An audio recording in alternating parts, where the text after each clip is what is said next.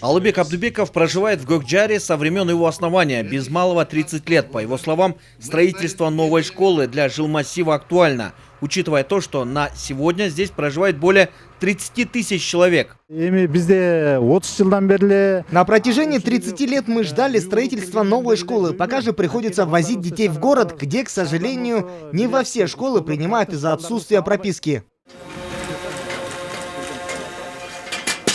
Новая школа площадью 2031 квадратных метров рассчитана на 550 ученических мест. Это 22 класса, по 25 человек в каждом.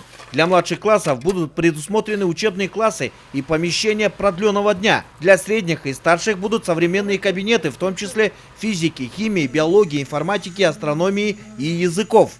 Здесь будут удобные современные кабинеты, здесь будет спортивный зал, здесь будет современная столовая, библиотека.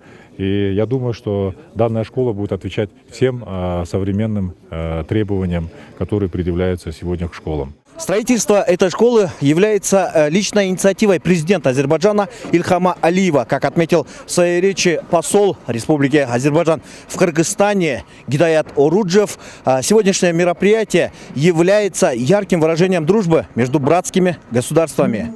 Эта стройка под контролем глав наших государств, президента Азербайджана господина Ильхама Алиева и президента Кыргызстана господина Цурумбая Жээнбекова. И мы очень рады, что вот Бишкек развивается, Бишкек строится.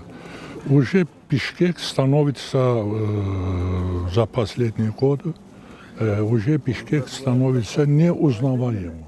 Напомним, земельный участок площадью 2,24 гектара в микрорайоне Гокджар передан во временное пользование азербайджанской стороне на период проектирования и строительства школы в рамках меморандума о сотрудничестве, подписанного весной этого года.